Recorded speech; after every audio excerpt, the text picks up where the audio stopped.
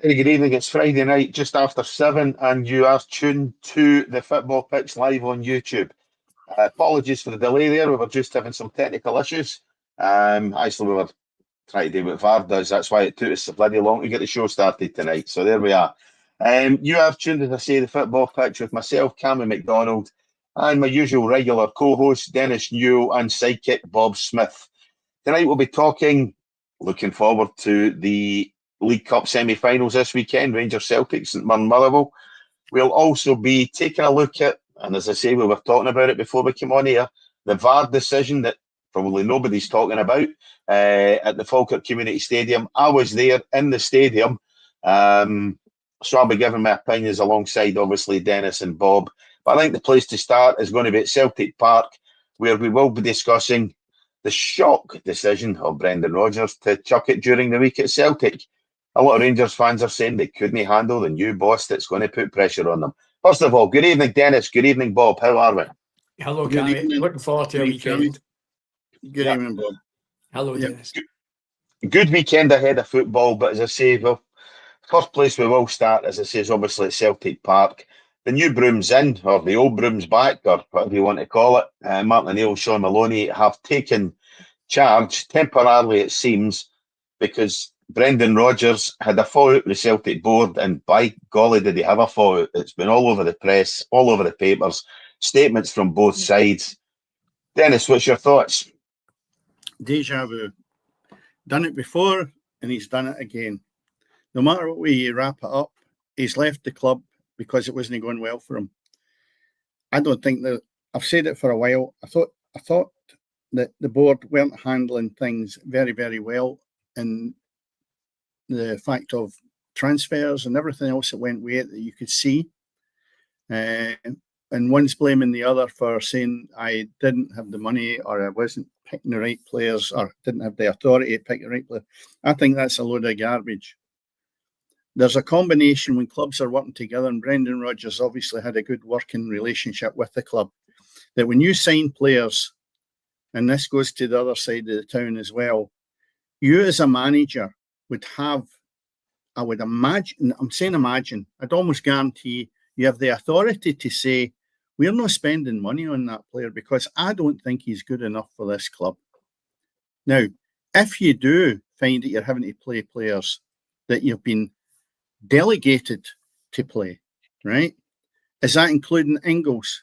You're telling me that they went out there and spent the money on the boy Ingles, what was it, £11 million? 11, yeah. Yeah, and he's not liked him. You would imagine so, because he's not been playing him. So have the board went out and spent £11 million from people that know nothing about football and the actual playing side, and just say to Brendan Rodgers, there you go, there's a midfielder for you. I don't think that's the case. You would dig your heels in if there's anything about you and say, no, I'm not accepting that, because I'll not be playing him because he's not good enough for Celtic Football Club. Now, I don't think that happens. I think it's the fact that they've agreed, and one's trying to blame the other for the disasters they're having. And because they've got the strength at their arm as a board of directors, he's been under the cosh because what he said they've not liked. So it's a mixture. It's a smoke screen as well. And I don't think they've got to the bottom of where the club has been badly run. And Rodgers will leave because he's ended up with a custard pie in his face through what Desmond has said to him. And that's not good enough either, because he's almost invisible. I know he was at the game the other night, but there seems to be a lack there of the supporters getting value for money in my eyes. What money have they lost in bad buys? If you calculate them up and you calculate the 40 million that they've actually lost by not qualifying for the Champions League, you'll be nearing 75 million to 100 million by the time the season's done of bad funding, or not bad funding, bad spending and misfortune of not qualifying for the Champions League. Would it have been easy enough? I've also mentioned it a couple of times. Maeda wants away for the club. Excellent player, outstanding in Scotland last year. Never seems to really be keen to play for Celtic anymore. Kyogo, I've said it week in and week out, they were qualified for Europe. If they had thought the greed element again, we'll get 10 million for him. He's 32, we better punt him, right? He's prolific when it comes to scoring for Celtic Football Club, and he would have done the job that would have got them that 40 million in the bank. So why is it very strange that Rodgers comes in and two of Celtic's best players are out the door almost? Maida probably will maybe come alive now, and the other one's away. And I just think it's a whole mess, and one's blamed the other, right? Taking that, what you had just said there, Dennis, that word or the two words, greed element. And there's no doubt at all that Celtic directors are looking over their shoulders early on. We're talking about sort of June, when obviously Russell Martin was the talk of him coming to Rangers, because they were ready to press buttons and they just didn't do it. They looked very quickly at him as the manager, what he was saying, the sort of buys that Rangers were bringing in, all being checked out by their agents behind the scenes and sort of saying all the what ifs, all the negatives. So that is then fed back to, as they say, the directors just wanted to just update us. And between them, I am sure they're saying, what is the point of going out and spending daft money when we think that what we've got here can get us through things? And the thing they did get wrong was obviously getting knocked out in the, if you like, the qualifying stages of the Champions League, and nobody could see that coming. So that was the infuriation part, where the fans were against them, and obviously Brendan Rodgers was against them as well. But he hasn't done himself any good as well, because even when you seen him on TV, if there was anybody calmer than him, I would struggle to find him. He was getting interviewed after games, even when they were winning the games, and he was just, you know, the solace in him was so low key. You could sense, wait a minute, why is he acting like this? And just as you had said, Dennis, he did say, no, I'm not leaving this club. I've said I'll stick the 3 years that I'm there, and look what happens. And, you know, I'm also reading as well that he's going to be, I'm at the game on Sunday, and he's going to be at the game. They're saying definitely he's going to be at the game. Now, try and work that out. Well, I would imagine he wouldn't be welcome by certain parts of the club. The ones that wants the directors out will be behind him, and the ones that are not wanting the directors out will be against him. So I think that would be very foolish, and I'm going to a game. I would agree. You know, there's an element where I've sat and looked at his interviews after matches when they've been total garbage, and I'm thinking to myself, why are you? No, I wouldn't use the word strongly smug, but he's sitting there knowing Rangers are shambolic. They're a disaster in every corner. They couldn't get any worse, and he's milking it for everything it's worth. Yeah, sitting there going, yeah, it's a strolling the park. He's been found out with that. Totally. And he's maybe fortunate because this new guy may turn the corner, but we'll come on to that later on. And the thing about it is, you can't be that blasé when you've signed players that are not fit for purpose. And Celtic have got half a dozen of them that are not fit for purpose at this moment in time. Yes, they've been winning, but they're against nobody. And they've got found out in Europe, and they've been exposed, and now in the Premier League. And that's the problem. He's got away with it long enough, Brendan Rodgers. His signings have been shocking. He can blame whoever he wants, but his name is behind him. And if you're going to rely on Scales to be your key man at centre half, when you spend a lot of money, was it 9 million on Trusty? 9 million. Yeah, that's you bring him in, and he's not getting a game for Scales. And then Vickers is injured now, maybe for 6 months as well. So I mean, he was a key player for them. And Dennis, look at the effect that must have against his defence. Yeah, just crazy. If you look at Scales, his overall game, and you press that boy, he's not got what he needs at the top flight. Yeah, the turning, sharpness. Yeah, and I'll go back to it again, and I'm targeting him again, I suppose. Is the fact that he was farmed out to Aberdeen. He played and was instrumental in Aberdeen going out the Scottish Cup to a junior team, Darvel. And he was playing in that game, and he was diabolical. And the bottom line is Celtic have now got him as a key part of a club that is worldwide renowned for success. When I say success, playing at the top flight and entertaining and being good, that is not good enough. And that's where I say Brendan Rodgers has a big flaw in his picking of teams and loyalty, which you can't have at that game. And I mean, you just need to look through the squad, and I'm not going to rattle my gums about who's fit for purpose and who's good enough, but they are a mile short of where they need to be. And that board of directors have backed him, no matter what you say, when he could easily have been out the door in the summer, quite easily, if he's been the man that's been picking the players. And I don't think for a minute he's not had an influence in the players that have been brought in. Yeah, and you're right about Maida. I mean, the kind of player that he was. I mean, Postecoglou had 3 or 4 players, and generally they're all Japanese as well. That slickness, sharpness, alertness, and finish. Look now, with Maida out, they ain't got it. It's like some of the forwards are playing just as you were talking there about the player a moment or two ago in defence, and he is a million miles off of being able to sharpen up the team with the staff that he's got there just now. Yeah, it's very disappointing because they were only a couple of players at one point away from being good, and now they'll be looking over their shoulder, not just at Hearts, but potentially Rangers. They still have better players than Rangers, man for man. I think that goes without saying, and you need to be blind to say otherwise. But they've got a hard job now, and I'm just hoping that Martin O'Neill's carer doesn't decide to chuck it, other than real bother. And then obviously Callum McGregor, the captain, he's getting older, and he's the guy that's having to take it on his shoulders, having to be the front runner, the man that's, you know, on top of the players that are just getting a game for the first time, second time, etc. So all that is happening, and it's not going to ease off, particularly weekend, you know. But if you look at Callum McGregor, he's a nice gentleman guy. I don't know if he's the type of guy, if I was playing in the park and the chips are down, I would want to be there and getting me to lift my game. Some of them need a shake up, right? And he's maybe too nice of a human being. Nice human beings don't win you matches. Seen it, done it. They don't, right? And that is what Celtic have got at this moment in time. They need maybe that. Scott Brown, to a degree, was a bit of an animal as well, and he would get a hold of a few of them, he'd fire and shake them up. Yes. And I think at this moment in time, it's not got a leader.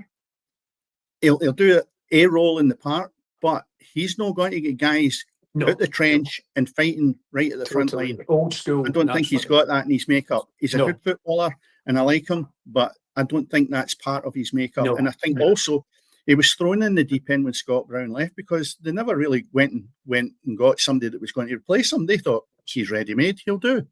That's okay when you're playing well, but when the chips are down like they are now, I think it's a different kettle of fish, and you see what people's makeup really is. That's I right. mean, I think McGregor's a player who leads by example more than anything else, as you say, who can take players by the scruff of the neck and drag them forward. You know, that's definitely it. And as I say, I think he obviously is already a Celtic legend, you know, and I think that the fans appreciate what he has done for the football club. And as you say, Dennis, he took over when Scott Brown left the club. But Celtic now, again, they've gone back to the past, bringing in Martin O'Neill. The one thing that interested me that I found very intriguing was Dermot Desmond's statement. As you say, Dennis, you very rarely hear from him. He's an invisible man pretty much, which is how, to me, board of directors and chairman should be. You know, you shouldn't really hear from them. But his statement where he said that I think Brendan Rodgers had cultivated a toxic atmosphere, you know, and that was the kind of thing that I found very, very strange for anybody to come out and say one of their employees in a senior position had cultivated an atmosphere of had cultivated a toxic atmosphere, and they hadn't done anything about it. You know, they're obviously happy to continue when this was successful. But why had that not been dealt with prior to this, Bob? Totally. And, you know, you're saying a toxic atmosphere. That doesn't just, you know, happen one week and you get rid of it the next. You've got 3, 4, 5 weeks to be able to measure it and say, wait a minute, the following week is getting worse. Well, what the heck's here? Why is he not challenged? But the other thing that I would say as well, that when you look, again, an important person, and that's Schmeichel in goals. There's another one that's not on top of his game, and his alertness is poor. And were he to then be taken off the team, all of a sudden, you know, you're talking about so many inexperienced players, and they're not great players by any matter. I mean, so from the point of view of where have you got a player that can excite them, that can lead them forward? Because I think that the way you have got your Celtic captain, that he now has reached his pinnacle. I mean, he gave up Scotland. I interviewed him, and he said, since we're talking here, I'm going to announce I'm not playing for Scotland now. I've decided to so I can focus on Celtic. And, you know, from that point of view, Callum McGregor, I think, is run out of steam. And he's looking at his aging stage to get players that are available for passing the ball, but can also rid him of having to run up and down the park as a defender, as a midfielder, and sometimes an attacker as well. And they just need an injury to him or some poor form, because he was crying, remember, in the cup final when they lost that game. Lost the treble against Aberdeen, and as I say, I'm sure in his head and heart just now is absolutely sickened, because once a Celtic, always a Celtic. That was definitely him, wasn't it? Yeah, 100%. But the next thing, Dennis, that remains to be seen now is you hinted the fact that Martin O'Neill's not getting any younger. You know, so where did Celtic turn? You know, there's a lot of talk about who the next manager is going to be. Are they going to stick with Maloney? O'Neill obviously in a caretaker role, you know, but you're looking at a guy who's not been a success anywhere else. So where are Celtic going to look for the next manager? Well, who's going to be looking for him? Is Dermot Desmond actually going to be attending games? Now, just going back to the point of the dummy being thrown out the pram with these board of directors, how much communication was being done with Desmond whenever all this was going on behind the scenes? Or has his troops not been happy with the way Rodgers has been dealing with it and just said, look, we're not happy with this? And he comes in and just blasts them right out of the water. These guys are not joined at the hip with each other, and this should have been thrashed out ages ago.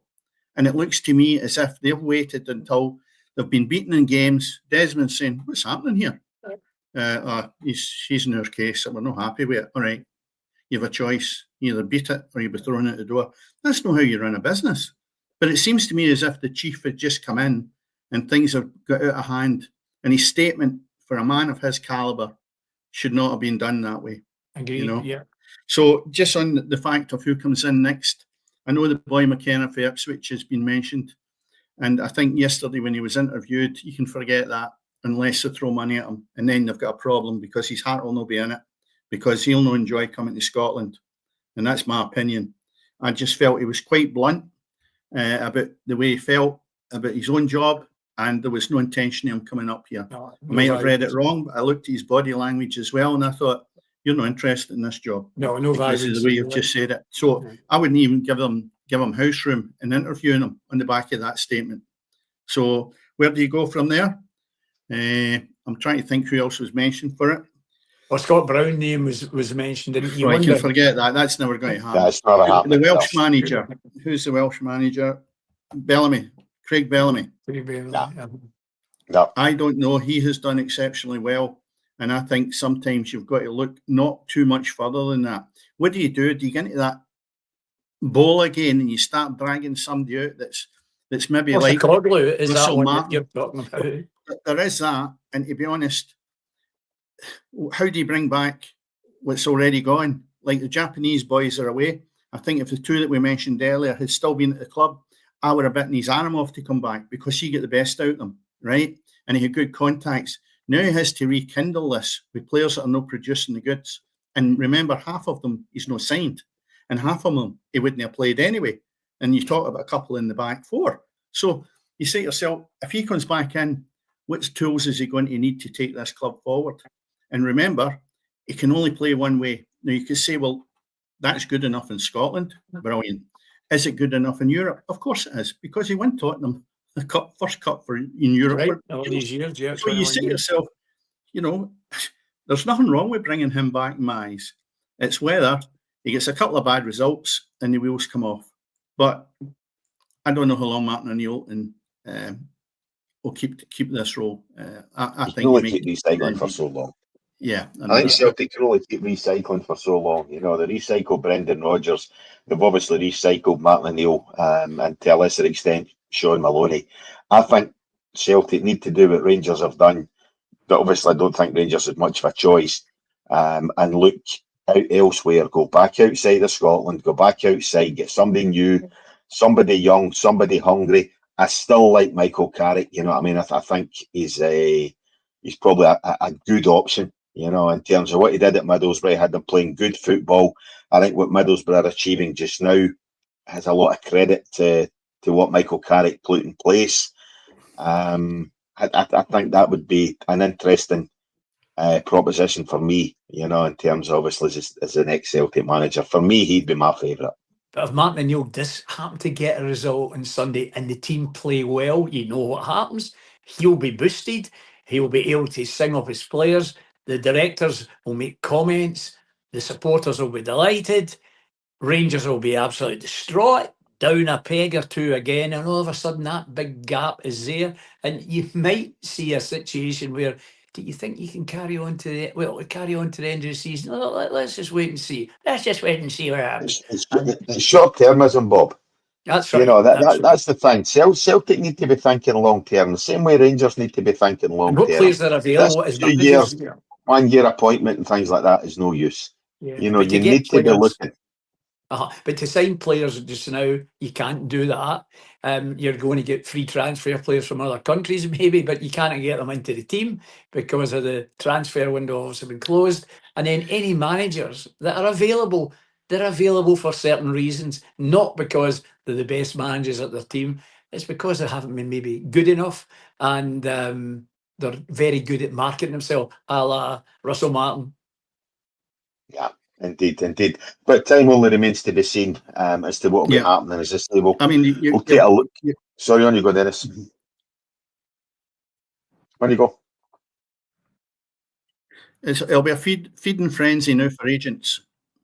Yeah. Yes. You know, you just need to look at this for agents' point of view. The amount of people you'll see actually thinking not just about a manager, but what players they can offload to both the old firm in the January window. And I think that's the only people that are going to win out of this. And January's no far away now, isn't it? No, that's the other thing, isn't it? There's a lot of movement out with managerial position.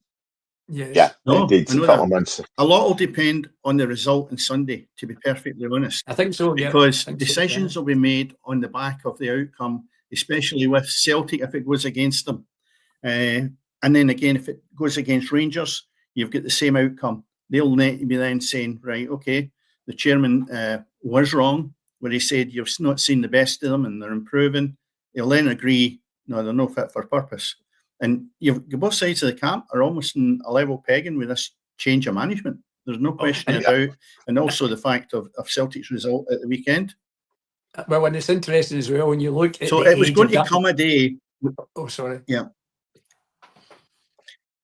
We looked at this in the last couple of weeks and we kept saying, look, Celtic have avoided then any sort of a criticism simply because of the state Rangers were in. But the time bomb came last week when Hearts, as I predicted, would beat them 3-1. And the result was the manager went. And that just showed you where the cracks were. And it's came to light. So Rangers can now say, oh, wait a minute, we won during the week, even although a penalty was saved by the goalkeeper to make it one each. They've managed to get out of jail, and they did look a bit better, I must admit. I thought they looked decent. They were slicker, they were working harder, and the passing was decent. And I thought, didn't watch the whole game, but the section I did watch, I thought, here, that's an improvement. Now, I still stand by my words. There is players at that club that are not good enough for Rangers, and they won't get them around the corner. But what the manager might be able to do is to get them to work harder. And I've always been a believer, what you lack in talent, you make up for in effort. And if you do that, you sometimes can put your opposition under real pressure. If you get a few breaks, you can snatch results. And I've always believed that, because 9 out of 10 teams that I've managed, they did lack the quality of the opposition. But if you are fitter and you work harder, the result is you'll get something out of the game. That's what Rangers have not been doing. Celtic have just been laid back. I think there's an element there where it's been too easy almost, until they get into Europe. And I think you mentioned that word element, and there's an element in Martin O'Neill as well. It's 71, 72, whatever he is. He's still a good talker. He's a fit-looking man. He knows the game back to front. Obviously, he's been doing all the podcasts and that for the last 20-odd years, so he can talk a game. I am sure he's still got that verve in him that should they do beat Rangers, things will calm down at Parkhead and he'll be pacing out to the end of the season. I don't see Celtic jumping off it.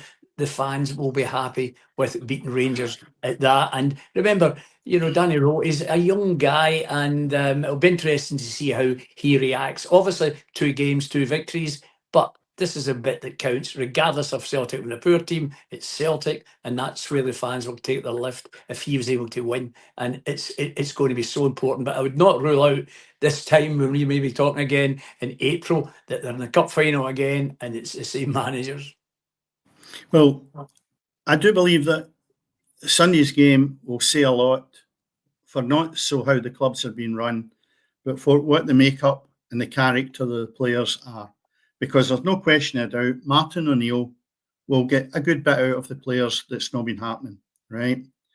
And the new manager at Rangers, I think, he's got a bit about him, I think. But I still question the fact is, can he do a Paul Daniels? Because the quality of the players are very, very poor. And I've not seen anything from any of them that you would say would take Rangers to the next level or back to the level they should be at. So there is an element of saying Celtic should win this on Sunday. But if the new manager at Rangers can actually get something out of the players, then you might find they could catch Celtic. And it'll be an interesting game. I don't think it'll be the best game in the world. But if both teams have a go at it, then it could be attractive enough to say, by the way, that was decent enough. It's a strange one, isn't it? Yeah. They need some fire in their bellies. That's a problem, Bob. That both teams have really got to be up for this. It's no a stroll in the park. There's people going out in these lousy conditions that we've got now, digging holes, and they're working hard hours to go and watch these teams. And the rubbish they're being dished up is atrocious. And I think the board of directors should be standing up and making sure that what they put in the park for the supporters is of value for money. And to be honest, the last year has been terrible. And it's about time they actually done something about it. Yeah. I mean, and that's the thing, I mean, I certainly think Danny Rowe, as you say, Dennis, has got a bit about him, he's changed the system at Ibrox already. He's trying something there. He's going three at the back. To me, it certainly worked against Hibs. They look much more solid against Hibs. Mm-hmm. The one thing I will say is, and both you guys will agree, particularly you, Dennis, you need to build for the back, and that to me is what Roll has started to do. Up front, Rangers offered very little against Hibs. I don't think they had a shot from inside the Hibs box, so they didn't offer much. But I think Sunday's a different animal altogether, and I think it's Roll's first time in an Old Firm game, and I think that could be the difference between two sides. Martin Neal's been there, done it, said it. Bought how many T-shirts, goodness knows, So that's the difference, I think, in Sunday. And I think that will be the difference. Ultimately, I think Celtic will get the result on Sunday, just purely and simply because it's Roll's first Old Firm game. But I think Danny Rowe has shown in his couple of weeks that he's, as you say, he's got something about him. I think he could actually prove to be a decent manager for Rangers here. Well, you've got to give the guy a chance. I mean, certainly. There's no way you could actually say it'll be a hit or a miss at this moment in time because of what the players he's got there to work with. And I would never judge him now until Christmas because by that time he'll have found out. But I'll tell you what, I noticed it last week because you actually you're only allowed 5 substitutes. Because I said last week, he at least seen the flaws in the team and he took them off. Yeah. And you said, well, he's only allowed to do it. That's right. That's it. He's only allowed 5. Yeah. But he took the ones off that I'm sitting there going, he's not doing a gig for him. He's not doing it. And he identified that and they come off. So that's a good sign, right? And as I keep saying, he's got to get them to work for him because they are limited in talent. And if he can do that, he might be able to turn the corner. Come Christmas, you've seen a different approach and the board will be wholly behind him and so will the supporters. And that's what's needed. You need a manager that's not fighting a war with the supporters week in and week out. As much as you could say Russell Martin was this or that or anything else, that guy was up against it every week. On the park, off the park. That is not a good environment to be working in when you probably was trying his best, but it was never good enough. And it was never good enough when he left Southampton for Rangers to employ him.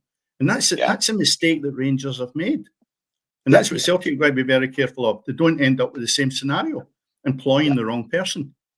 Totally. I think at this moment in time, they're in safer hands, Celtic, by bringing in Martin O'Neill.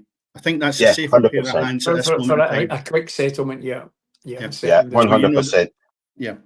So what's your thoughts on Sunday then? Who's going to win on Sunday? Let's get that one out the road and then we'll look at St. Well, I'll say that I still think Celtic will do it. I think that they've got more players there that understand Scottish football than in cup finals particularly than what Rangers have got. I think that they're more cohesive.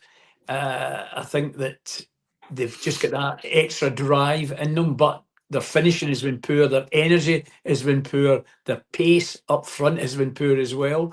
But I still think that, if Rangers start the game, I mean, against Hibs, they started it okay, and then Hibs took over. And then in the second half, just as you'd said, Dennis, the lack of shooting, it was right down low. I think they'd one shot in 17 minutes, something like that. So from the point of view of, I think that Celtic might just do it. And the driver obviously is Martin O'Neill there, albeit at 70 odd years of age, he'll not be jumping out there. It'll be his sidekick, the assistant manager, Sean Maloney, that will be doing it. So I think that Rangers were to win. Great result for them. That is the turning point. In Scotland, we're talking about, no anywhere else. But I still think Celtic have got the edge. Dennis? Yeah. Well, I'm looking at it and trying to think, how would you be if you score the first goal in this game? If Rangers score it, will it get Celtic's backs up and they'll come back and they'll get a result? Or does that make Rangers go on and progress and get other goals? There's lots of ways that these players' minds will work when they're out in the pitch. And that momentum, we getting that first goal, I think will mean everything. And I think if Celtic get the first goal, I think they could go on and win the game 3 or 4-1. Yeah. As much as that, because I think the talent and the gap is high enough that if Martin O'Neill gets his team to play properly, then that's it. My only failing with that prediction is what Celtic are left with the people he's got at the back. The midfield need to produce, and the boy Kenny up needs to be having the shooting boots on. My fear is, which I don't think is a great fear if you're actually the player yourself, is seeing that Rangers forward line coming at you because of nothing in real terms of being a major threat. But Celtic are quite poor in that department. So if I'm a Rangers forward, I'm going to get into that game quite confident and thinking I could score maybe 1 or 2 here. But just to finish on my prediction, I'll say 3-1 to Celtic. Yeah. But it could go anyway. Either way. Yeah. Either way, honestly. And that's because of the state the two clubs are in. Yeah, it's weakness against weakness, It's a pure Celtic forward line. You're right. That's it. But we can only see. But the other game is probably more intriguing, to be honest. I think when you look tomorrow night, St Mirren, Bob, and Motherwell face off at 5:30 tomorrow night at Hampden. I don't imagine it'll be a sellout that game. Still be a big crowd there. 7,000 tickets. That's all it's been sold for St Mirren fans. 9,000 tickets, something like that. So yeah, it's not going to be. It's not going to be a big sale, But that is a sold out stadium tomorrow night. But it doesn't detract from the fact that St Mirren and Motherwell facing off in a semi-final. Stephen Robinson coming up against his old side. He does it regularly anyway. But I just. It's a game that's definitely intriguing, for different reasons. Both sides that are forming the Premier League is kind of up and down. Neither side getting any consistency at all. Mother will probably play the better football, to my mind, But that should be a good one as well, Dennis. I think it'll be a great game. I think it's got as much to offer as the Old Firm match, without any question of a doubt. I think both of them at this moment in time are a bit hot and cold, but St Mirren probably not as consistent as they were. In the last 4 games, they've lost 3 and drawn 1. You look at Motherwell, picked up, they've dropped a couple of games, then a couple of victories. So between the two of them, I don't think there's much there. Points-wise, you're looking at St Mirren sitting in 10 points and Motherwell in 14. It's no massive, but it is early days in the season. But from all accounts, Motherwell seem to be playing good, attractive football, and St Mirren are never negative either. So for me, I would think that's going to be as good a tie as the Old Firm match. I actually think Motherwell will edge it. But I'll tell you what, I don't think there'll be much in that game. I don't think between the two teams. I can't see somebody winning 3-0 or something like that. I don't think the gulf is between either team that you're going to see somebody winning it outright like that. It could even go to penalties. their manager, John Askew, obviously, just as you said, the last 2 games they have won. But what's St Mirren? They can still play poor, but they can still put teams under so much pressure. Why? Yes. Because it's the way they train, the fitness they've got, the way they can break, etc., etc. But it's the finishing bit that's always been their big problem, and where things are. Stevie Robertson, I was speaking to him during the week there at Hearts game. He was kept away, and he says, "I've got this confidence, Bob. I've got this confidence. I think that we are going to be able to do it. We're sharp." Also, the players I know I hear them talking about, how poor some of the old firm teams are. So I look forward to getting into the final. Says, I'm confident we've got the fitness, but obviously it was before the game. It's how we play against Hearts as well. The confidence. Can we select the players that have produced? Because I'm not going back to players that maybe played two games ago. Right, they're getting into the side. I'll be picking the players that played good against Hearts, after all, league leaders. And he said, if I can get players performing, they'll walk into the side. Meaning, if there's no injuries in their side, it'll be the same side, because against Hearts, they did very well indeed. And as you know, the offside goals, one apiece, they're a VAR. They were getting pulled up for action. So there's 2 VAR. A goal, no, it's not, and then VAR again. So I think they've just got that wee bit more pace, and their build-up's much quicker. They can play with 1 man up front and still create. Whereas if you look at Motherwell, they tend to go up and, 3 players at a time, 4 players at a time, and they just lack that wee bit of pace. Albeit they've got that player that scored 9 goals for them, Mazzaluki, I think his name is. But 9, geez, some teams this season haven't scored 9, but he scored 9 for that side. So he obviously is going to be a big challenge for them, Dennis. Well, Motherwell scored 16 just when you're talking about the goals, and obviously maybe hinting slightly that St Mirren were up for it in the scoring department. They've only scored 8 goals in the league. That's right. And Motherwell have doubled that, 16. And Motherwell was scoring twice against Dundee United, I think is a great result as well. Agreed, Because yes. Dundee United, you would tip to be above either of the 2 teams this year. So when you look at it, Motherwell's just got that goal scoring edge because they've got somebody that can finish. And that could well, Bob, be the difference between the 2 teams. Totally. You know, yes. There's very little in other departments you could And question. they're not making chances either, Dennis. It's not even a case of how many goals they get. It's just chances. It's a 1 man taking on 3, but what that 1 man has got is great speed, but nobody's there to finish, and that is the killer. And that could be the telling factor. Who can take the chances? And Motherwell just seem to have an edge if you look at the league stats. So, good game to look forward to.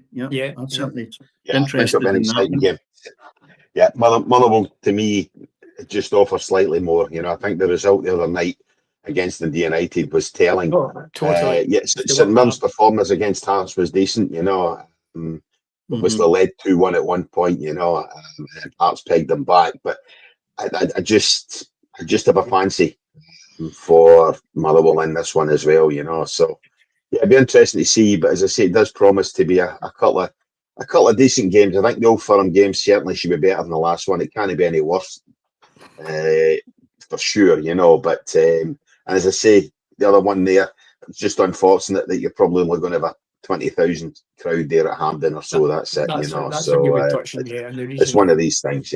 But Bob, having said that's more than their average. That's more than their average crowd. So I wouldn't get carried away with the fact that there'll be no atmosphere. I've been to Hampden when there's 500 at it. Yeah, I can assure you. We've all have been. That's right. We all have been. Still an atmosphere.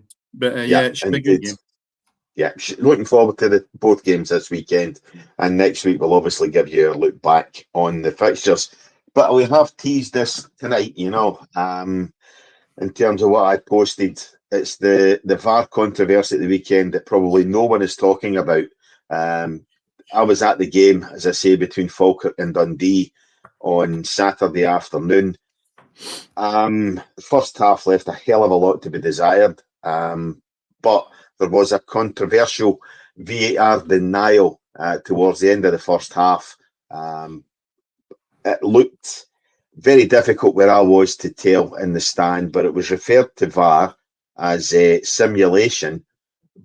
And ultimately, Dundee were denied a penalty where they could have gone on and taken a 2-0 lead. They were obviously 1-0 up at the point where Kyril Wilson, who'd already been booked.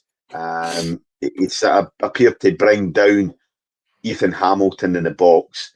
Stills, etc., clearly show there was contact between both players, but the VAR referral denied the penalty. I think Dundee were raging, rightly so, because I say they were 1-0 up and would probably have been facing 10 men, possibly 2-0 up had the penalty gone in. I know the two of you have struggled to find the highlights of it, but once again, Bob, VAR appears to be making a mockery of what's happening on the park. Well, what I would say right away in that one, and again, over the years you bump into them and so on and so forth, but the SFA referees, gaffer, we all know as well they call him, he has come out and apologised to Dundee and said, honestly, we made a mistake. Now, I think 2 or 3 months ago he'd done that again, nothing to do with him personally, but to come out and say that. So that answers your question. It was a mistake on that, Cammy. But there's no doubt at all. The bit that's getting me about VAR, and you're wondering how players can run on, beat a player, score a goal, run away, and what happens in the right-hand side if you've got peripheral vision? You see that linesman's flag going up, as opposed to it happening when he's got the ball and he's in advance of running. But they'll wait to right at the end, which absolutely, takes the wind away from everyone, and they're believing it is a goal. Now you're going to have to count to 1, 2, 3, 4, 5. Nothing's happened. Good, it is a goal. And that's it. You've got indecisive feelings about you. I had that during the week there when it was something against Hearts, and as I say, there was 2 goals, and up came the referee with a whistle to blow down to the centre spot, and then all of a sudden you saw this. And I'm saying, I don't believe it. He's getting shouted at. And then what happened was he had to go across and look, obviously, in the VAR set up to see what happens and then come back. But to be able to run in and score a goal, tuck it away, players celebrate, and then they're running down into their own half to start, getting into after the goal is scored, and then it changes. It's taking something away, definitely. Yeah. Dennis, the announcement in the stadium on Saturday was they were checking for simulation, obviously against the Dundee player, potentially. I think he's obviously saying there's been contact or whatever else, been brought down. And as I say, it says simulation, penalty check simulation is what the kind of announcement along the lines was, which to me, how you can get a penalty for simulation is beyond me. But both players went down heavily after the challenge. It almost appeared to where I was from my angle that it had been a collision of 2 players, within the box, both with raised feet. But when you see the stills, when you see the video replay, it does appear quite clearly. It does appear clearly, but there is contact between both players. Whether you're thinking that it's a penalty kick or not, the fact that the penalty kick decision didn't appear to have been reviewed by VAR is what's left a lot of Dundee fans. And listen, Absolutely. we've had more Dundee fans reaching out to us via all sorts of medium, TikTok, text message, etc., asking us to talk about this tonight, and it is right. It does appear Dundee fans are adamant that there is some kind of West Coast Central bias against their football club. I know we've heard it all before, but to say why the decision, Dennis, wasn't reviewed, and I know you're a bit indecisive as to whether or not it is a penalty. After your 5 minutes, which is still quicker than what VAR takes, to make a decision. But I know you were a bit indecisive, Dennis, as to whether or not it was a penalty kick. I've only seen it twice, right? A referee only sees it once. So I've had double what he's seen. And because that's where we were a wee bit delayed coming on. The problem was I couldn't find it to get into my highlights. My initial thought was the foot's up high in the penalty box. It was a penalty because he caught him on his thigh, right? Yep. But the second time I looked at it, I thought his toe poked the ball away in the box and it's caught him off balance. And as the player comes through, the ball's away from him. that forward coming in wasn't going to get the ball on his second touch. And he's managed to go down, right? Now, on the fact of him going down, would he have actually got to the ball? I don't think so, because I get the feeling he was losing his balance, right? And what helped him on his way was the tackle coming in and top About the thigh, yeah. Yeah. Now, olden days, we're not worrying about VAR. That's a penalty, no matter what you look at it. Totally. The tackle's been brutal, and you don't have time as a normal human being to assess, was he losing control? Was he? I had the luxury of having that twice at slow motion. Now, you make a judgment as a referee or a linesman, you will find that you make errors, you find you make mistakes. There is no question of doubt about that. But I think it's still better when you consider what Bob's talking about is, and I'm totally with it as well, because I rant about this regular. VAR is ruining a good sport. It's ruining good goals, and it's disrupting the whole match, because what you're finding, and I keep repeating this, it's not football people that are controlling the visual part that they are seeing. They are dissecting it. They've got a rule book, and they're going through it, and they're going through it, and they're going through it.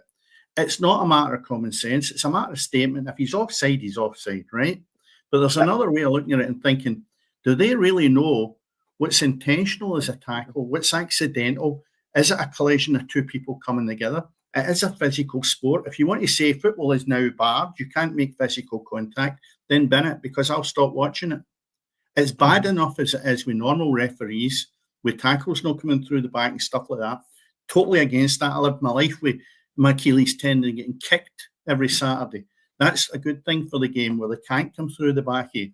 But we've now gone to an extreme that is nitpicking about everything in the game. And for me, VAR, and we were talking about this either last week or the week before, there is room for VAR, but not overkill.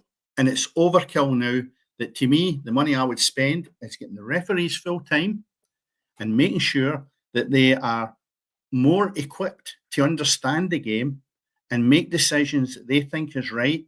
And I'll put up with that if they have been employed as full-time people, right? Where they can totally dedicate every day, even go to training grounds with the senior clubs. They can understand, they can watch players, they can spend their whole week living and eating football. And they will understand more about what is somebody cheating, somebody really trying their best to get out a tackle. They will understand the game better. Unfortunately, we don't have that, so much so that referees are bailing out now and making decisions, and they're relying on VAR. Yeah. That's not what it was meant to be. Can I just say something as well as a follow? Yeah, well, as a follow through to what you're saying, Dennis, and I was speaking to Julie Fleeton, who's down at Arsenal. She was obviously the Scottish women's top scorer, Arsenal's top scorer. And what she was saying is, Bob, by a mile, the difference that in the English Premiership. And what is it? You get that decision, and then you hear the referee saying, yes, we have decided that this is a goal, and the reason for the goal, what? So you are now getting at least an explanation. I don't know, gents, if you've picked that up, but that's what happens now at the end of the games in the Premiership. Does that make a difference? What it does, it appease the fans at that time, and better for the press, because at least they are getting their sort of read on it. Whether the press agree with it or not, that's them got a story for the next day to take them on or whatever. But at least the fans, and it's amazing, because I said, so does that seem to settle them? She says, 100%, because at least they're hearing something rather than the what if situation, which kills you, doesn't it? Yeah, well, that's what's starting the World Club Championships. We're only taking a leaf out of rugby's book. We're always behind in some sports. And rugby has been doing this and getting it right. We seem to have made a total mishmash yet of thinking we can employ the same system as rugby, but we're shambolic about it. And the thing is, because we've went overkill, the referees have got to stand up and be counted. It's a terrible job they've got, right? But I'd rather they were making honest errors than the supporters 100%. Being in the stand in the terrace and totally up, elated, and then deflated. And I can't handle that now. It's ruined the whole game. That you're up there on the high, and some machine has looked at it and gone, how can we cancel that goal out? It's almost like that. Listen, let the referees go on with it. It wasn't perfect. let's use VAR to a degree of simple things that it's not going to get wrong, and let's the referee be in a position that they're loving the game because they've just seen a great goal. They're not going, oh, wait a minute, what can you do to actually chop that goal off? Because I've got 50,000 people here elated. We want to send them home. That's feeling rubbish. It's almost like that. Yes. It's there for the punter that is actually paid to get into the match to enjoy the game, and they're killing it. The VAR is killing it. Yeah. And the sooner we actually kick it back, get the referees full time, then we will see a change. And until we do that, my own opinion is their game's going to go down the toilet, because everybody now is sitting waiting on a VAR decision rather than the quality of the game. Is the product's poor enough? Why make it worse? Sure. Indeed. Chipping the ball, that's all you need to prove it's crossed the goal line. Maybe offsides, take everything else away. And the one thing that everybody forgets is the laws of the game, in the opinion of the referee. It still states that, as far as I'm aware. Nowhere does it turn around and say, in the opinion of some guy sitting watching it on a screen somewhere miles and miles away. Assaults, I think for tackles off the ball, or maybe the referee's watching the game, say in the last third, and a defender for the other team elbows somebody in the face, there's visual there that you can be pulled up and say, right, you're going off the park. I think you should have that watchful eye. But you just draw guidelines. It's not going to disrupt the actual performance. Don't get overly involved. Yeah. No. I mean, my own sport, the sport, obviously, you guys know I probably enjoy watching more than anything, in terms of American football. You're at a situation now where you've got guys in New York who sit and watch the games, and they then overrule what happens on the park. That spoils the game altogether. That's just nonsense, and we certainly don't want to be getting to that in soccer, or in obviously football. That's something we don't want to be getting to. But anyway, that's us for tonight. We've come in well under an hour, so well done to us. I think we've discussed obviously the League Cup semi-finals, the VAR controversy, and the new Celtic manager, and their hunt for appointing one. We could look ahead to the fixtures, but hey, listen, if you're going to a game this weekend, you know what games you're going to. So get out there and enjoy it. The weather's going to be a wee bit milder than what it was yesterday, so get out to a game. All that remains to be said is, Bob, enjoy your two games of football over the weekend. I'm pretty sure being there in the stadium, you're going to enjoy both games. Absolutely looking forward to it, and it's all about car parking. Never mind the result, car parking. Oh, listen, get a bus. You've got a pass for one. That's it. Dennis, have a cracking weekend, mate, whatever you're up to. You too, Cammy. You're obviously not next week. You're not here next week. No. So people's get the luxury. Yeah. We will be joined by Tom House and Steve Hitchen to discuss and look ahead. And another edition. We will have Ian Harrison, who's going to give us Ian Harrison as well, and Cove Rangers slant on things. So we've got an English and Scottish divide, and the luck you've not got me there sitting ranting all afternoon. That's it, no bother.